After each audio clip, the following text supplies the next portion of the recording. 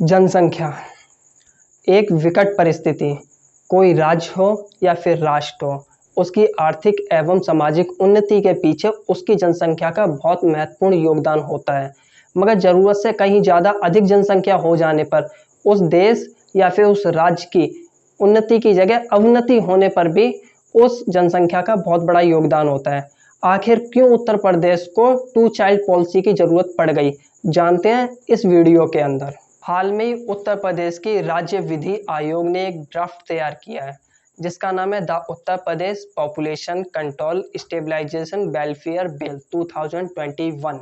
राज्य के विधि आयोग ने इसे अपनी ऑफिशियल वेबसाइट पर भी जारी किया है और 19 जुलाई तक जनता से उसकी राय मांगी गई है कि इसके अंदर क्या संशोधन करना चाहिए और क्या होना चाहिए और क्या नहीं होना चाहिए। इसके बाद राज्य विधि आयोग इसे सरकार के पास भेज देगा और सरकार इसे सदन में पास करवा के इसे एक बिल का स्वरूप दे सकती है। आखिर क्यों उत्तर प्रदेश को जनसंख्या नियंत्रण कानून की जरूरत पड़ गई? कोई राज्य हो या फिर राष्ट्र, उसकी आर्थिक एवं सामाजिक उन्नति में उसकी जनसंख्या का बहुत बड़ा महत्वपूर्ण योगदान होता है। मगर ज़रूरत से कहीं ज़्यादा जनसंख्या होने के बावजूद उस राष्ट्र या फिर उस राज्य की आर्थिक उन्नति या सामाजिक उन्नति नहीं हो पाती। उदाहरण के लिए उत्तर प्रदेश और बिहार देख लीजिए। उत्तर प्रदेश की उन्नति के लिए जनसंख्या नियंत्रण करना बहुत ज़रूरी है। इसी क्षेत्र में सरकार ये कानून लेकर आई है। तो जानते हैं इस कानून के लाभ और हानियाँ। 2 बच्चों से अधिक के अभिभावक किसी भी सरकारी नौकरी में आवेदन नहीं कर सकते। अगर वो पहले से किसी सरकारी नौकरी में है तो उन्हें प्रमोशन नहीं मिलेगा।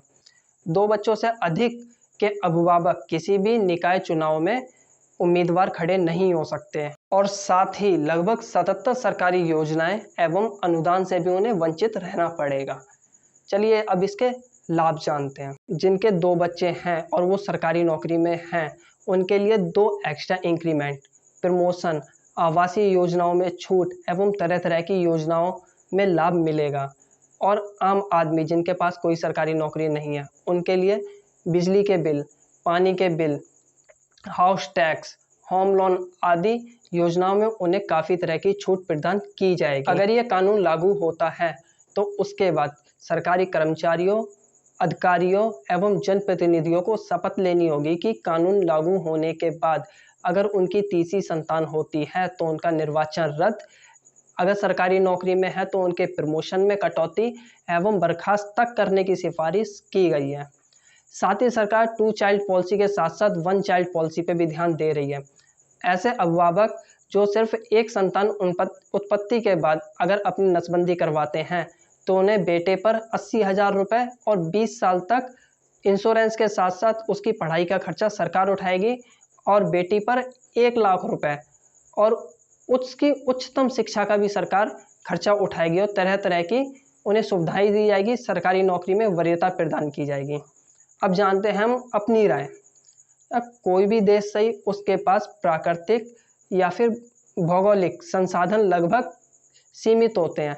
कम जनसंख्या में हम उसका उपयोग ज़्यादा कर पाते हैं और जब ज़्यादा संख्या होती है तो उसमें ना मारामारी हो जाती है, तो हम उसका उपयोग नहीं कर पाते, उसका दुरुपयोग ज़्यादा होता है। उदाहरण के लिए एक छोटा परिवार ले लो और एक बड़ा परिवार ले लो। छोटा परिवार 500 रुपये में जो खर्चा उठा लेगा और जितने आराम से रह लेगा, वो बड़ा परिवार नहीं रह पाएगा। छोटे परिवार के बच्चों की शिक्षा उच्चतम हो सकती है मगर बड़े परिवार के बच्चे इतना नहीं पढ़ पाते हैं, उनकी शिक्षा का स्तर निम्न रह जाता है और छोटे परिवार के बच्चों के शिक्षा का स्तर उच्च हो जाता है। इसलिए छोटा परिवार सुखी परिवार। उत्तर प्रदेश की सरकार को हम दिल से धन्यवाद देना चाहते हैं कि वो एक ऐसा कानून लाना चाहती है जिससे उत्तर प्रदेश की तरक्की हो सकती है, उसकी स्थिति में सुधार हो सकता है।